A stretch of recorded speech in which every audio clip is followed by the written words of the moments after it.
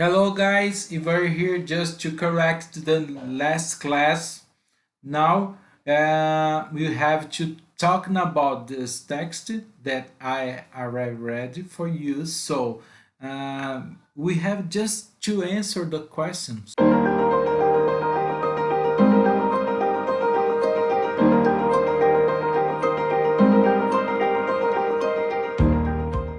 You have this part here and 10 to 1, right? So the very popular sport in the world is soccer, but you have some question here. Exercise 4. Read the article again and check the correct information. Letter A. Which criterion was used to establish the 10 most popular sports in the world? The answer is the most viewed sport.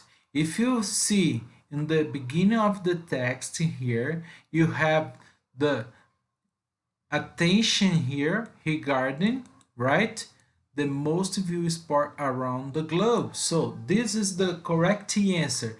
If you see here in the letter A, number 3 here is the correct answer, the most viewed sport, right? Not the watch it or not the play it. Good, most viewed. Letter B, what is approximately number of tennis fans? You have 1 billion, 1.5 billion, 2 billions. The number 1 is the correct 1 billion. If you go to the text and you see the tennis, so you have 1 billion here. Letter B, the answer is 1. Good. Letter C, which sport is hugely popular in China? Table tennis. You go to the text and see table tennis, right? The number 6 here. You have the answer here, hugely popular in China. Good. Which of these sport has become very popular in Japan? It's baseball. Let's check in the article. Baseball. You have baseball here, number 7, and the sport has developed fans across the world, becoming the leader spectator sport in Japan. The correct answer is number 1. Letter E. Which verb is used with all the sports in the article? It's play, because you have play soccer, play volleyball, play tennis, play table tennis, play baseball, play cricket, play American football. So the play is the correct verb. In this case, number 1 is the correct answer. Exercise 5, get together. We don't have to do because you need to share the answer with your classmate, and it's impossible to do right now. In this case, we just jump to another page, page 12. Exercise 6. According to the article, soccer is the most popular sport in the world. Use the soccer words in the box to complete the following sentence. Let's start. Letter A. A match soccer or a soccer match is an event in which 2 teams of 11 players which each plays soccer for at least 90 minutes. Good. Letter B. The referee is the person in charge to making sure that all players follow the rules. Good. C. A goalkeeper is a player who is allowed to touch the ball with his arms and hands, right? He or she defends the goal. Letter D. The linesman helps the referee by watching for violation from the sidelines of the soccer field. So the person who check the sidelines of the soccer field and violations for the soccer play, right? In this case, linesmen help the referee. E. The referee used a whistle to signal the start and the end of a match, and also use it to signal violence and times out. F. A foul is when a player violates a soccer rule. It's punishable by a free kick.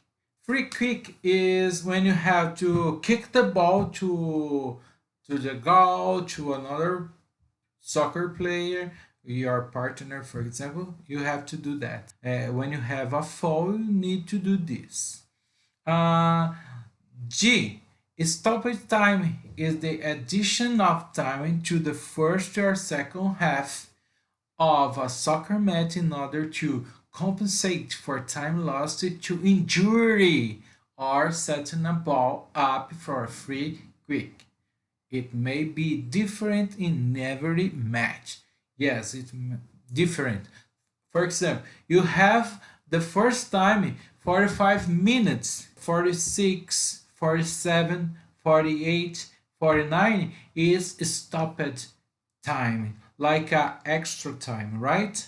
For when you have first and second half for a soccer match. Good. H. To score a goal is to send the ball into the goal, right? When the ball touches, and most of the time, the net. You have a goal, right? Good. Letter I.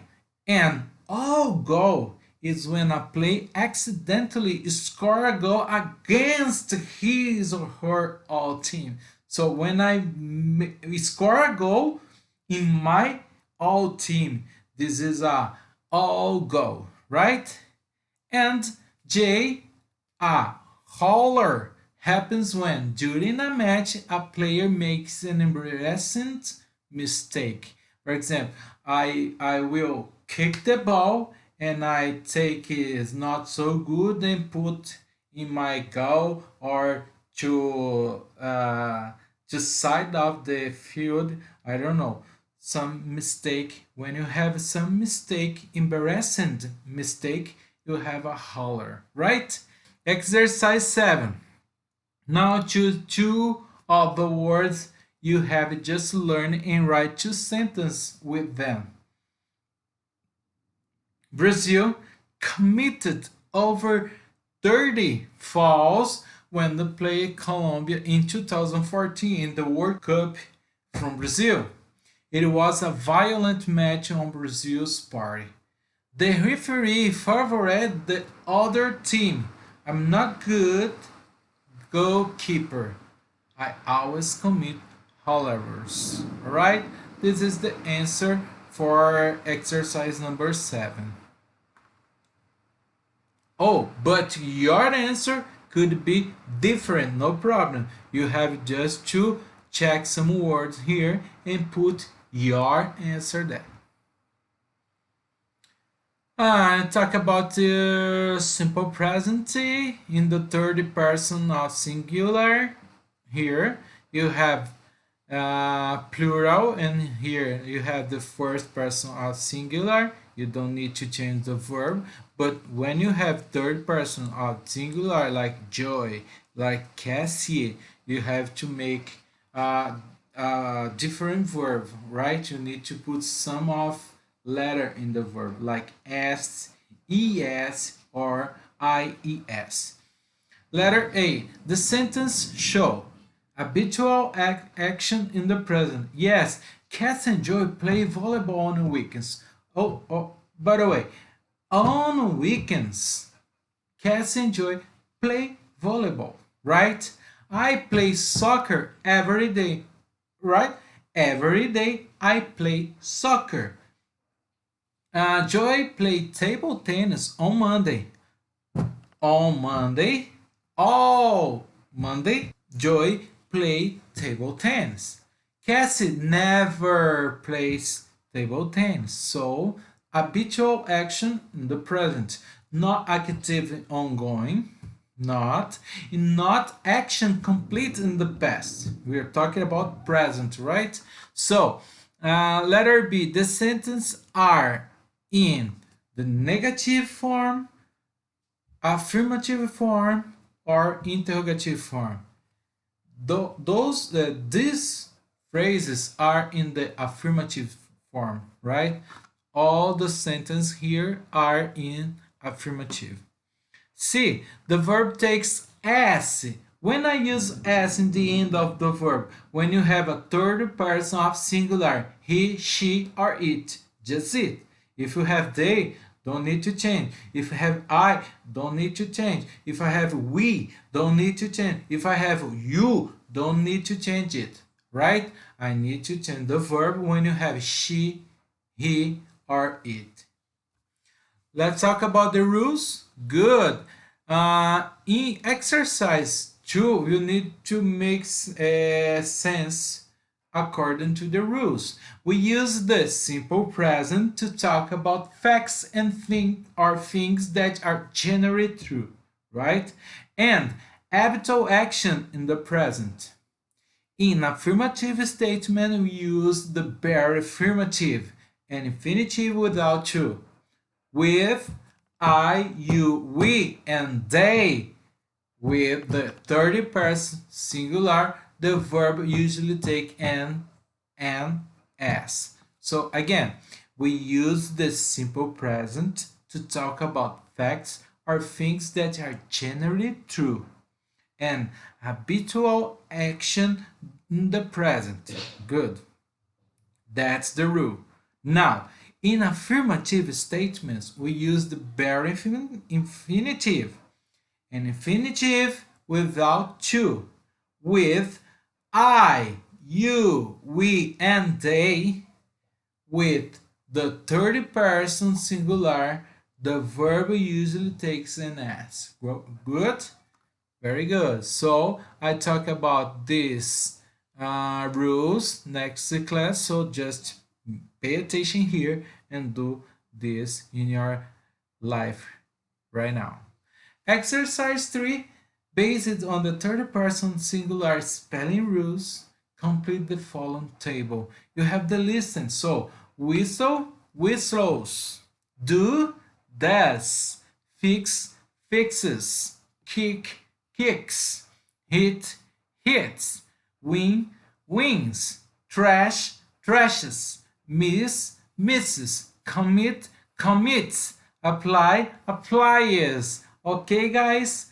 You see in the next class. When I pause, listen, I hear it, the calling, a beacon to return to a place and myself.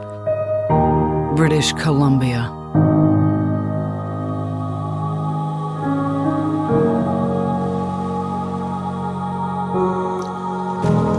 To be amongst the elements, the purest water and air. Fertile abundance, a natural richness that over time has quietly become the true currency of life. And this place is the kingdom of abundance.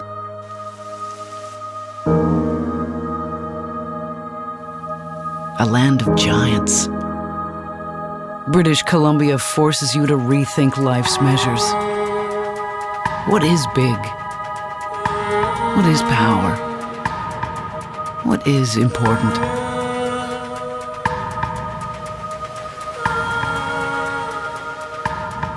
Supreme nature. Supernatural. The thread that connects us all is undeniable in this place that the Aboriginal peoples have honored for millennia. Massive groves, standing giants fed by the climate and the circle of life. Altitude swings that take you from sea to sky. From rainforest to desert to snow-capped peaks.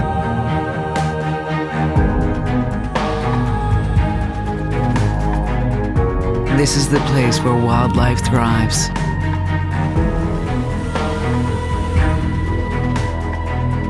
All in the court of Her Majesty Mother Nature.